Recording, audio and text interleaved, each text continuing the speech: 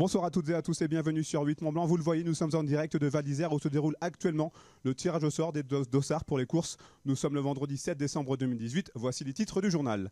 Nous reviendrons bien évidemment sur le critérium de la première neige ici à Val d'Isère.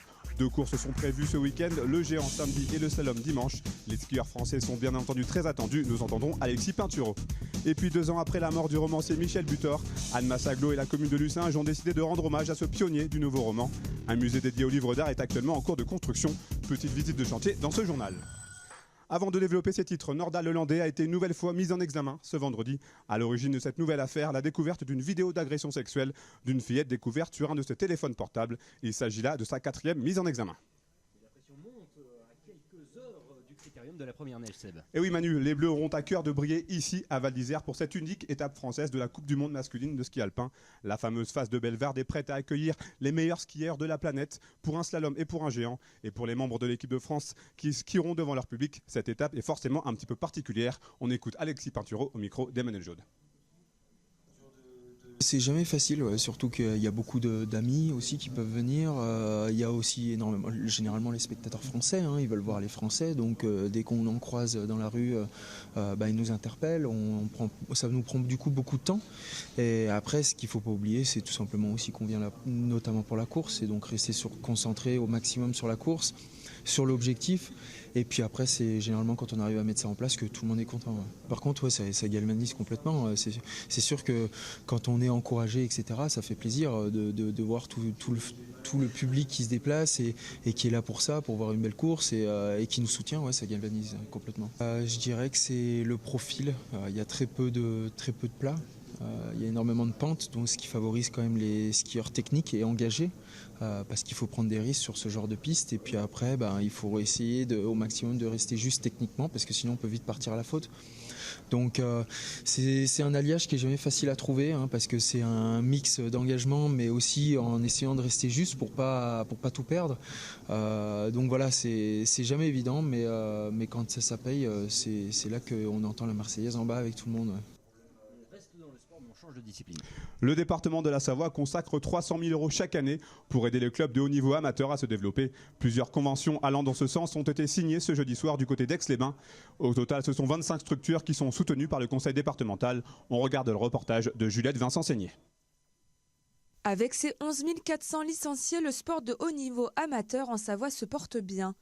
Classé parmi les départements les plus sportifs de France, la Savoie a une réelle volonté d'accompagner les clubs et impulser des politiques sportives. Nous sommes à Aix-les-Bains avec les boules, nous avons les clubs de hand, de basket, le judo.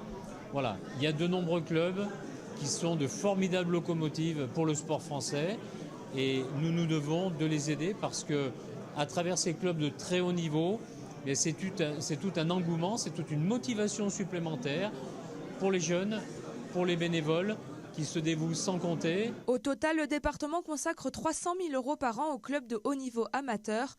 Une trentaine de clubs sont donc aidés. Parmi eux, le tennis club d'Aix-les-Bains, Chambéry Escalade, Boules d'Aix-les-Bains ou encore le club nautique Chambéry Le Bourget du Lac. Nous avons des budgets, nous avons 7 équipes de compétition, dont 3 en première division. Et les déplacements, la formation, les entraînements, tout ça a un coût. Et cette subvention est très importante pour nous. Elle nous permet aussi de multiplier les équipes et d'avoir une force de persuasion importante au niveau du sport et une crédibilité de notre club au niveau national. Donc ça nous aide beaucoup au niveau de la formation des jeunes, parce qu'on a vraiment axé le club sur la formation des jeunes. On a une classe sportive qui fonctionne bien. On est le 5e club chez les jeunes au niveau national et le 1er club en Auvergne-Rhône-Alpes. Les aides varient entre 5 000 et 15 000 €. Une des priorités de la Savoie est l'action éducative et sociale des clubs. Le département espère qu'à l'avenir, le sport savoyard continuera de résonner à très haut niveau. Un mot d'économie, le groupe finlandais Hammer Sport, propriétaire entre autres de Salomon ou encore Mavic, va passer sous pavillon chinois. Un consortium emmené par Antasport et Tencent a vu son offre de 4,6 milliards d'euros acceptée. Jean-Marc Pambé, le président directeur général de Salomon, a déclaré que ce nouvel actionnariat est clairement une belle opportunité chez nos confrères du Dauphiné libéré. Pour rappel, Salomon emploie 800 personnes sur son site de Métessy. Des chiffres pour mieux comprendre la Haute-Savoie. Depuis 20 ans, le département de la Haute-Savoie a mis en place un observatoire pour mieux comprendre les enjeux et les dynamiques de notre territoire. L'édition 2018 a été présentée cette semaine, l'occasion de faire le point sur les grands chiffres du département. Fanette de Buisson. La Haute-Savoie compte 818 109 habitants depuis 2017, soit 12 000 habitants de plus qu'en 2016. Le département attire chaque année de nouveaux arrivants, venus principalement du nord de la France. Avec un taux de chômage de 6,6%, la Haute-Savoie est proche du plein emploi. Le chômage est quasiment absent en montagne, plus élevé dans les agglomérations. Le tourisme n'a jamais pourvu autant d'emplois, 23 358 précisément début 2018. Les entreprises du décolletage embauchent de nouveau plus 225 emplois en un an.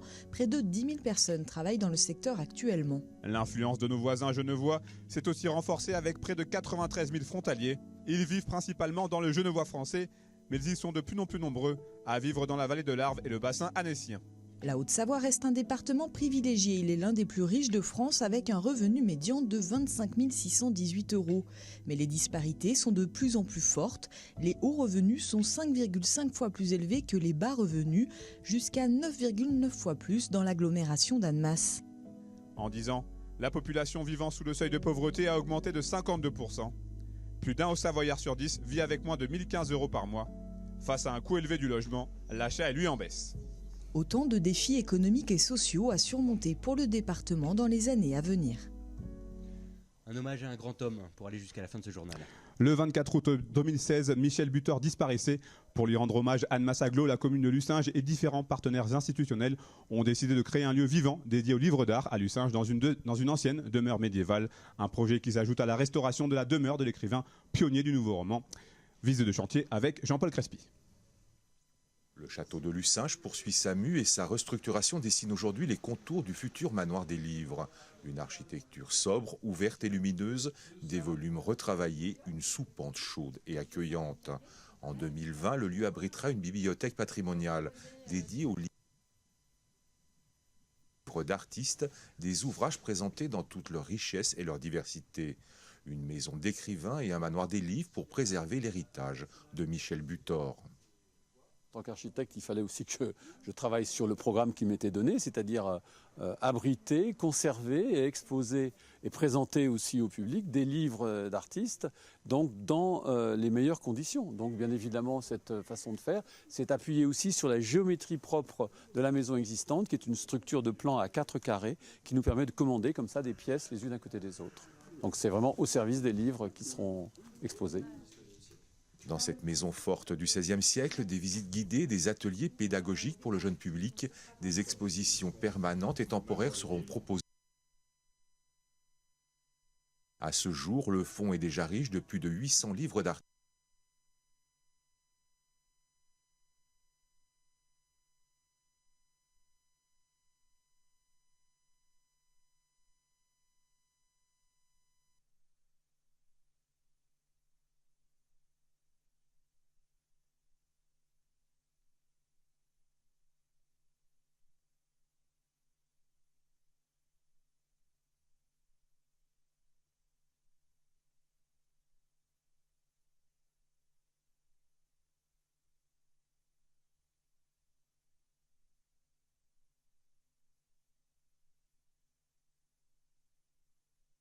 C'est laquelle ?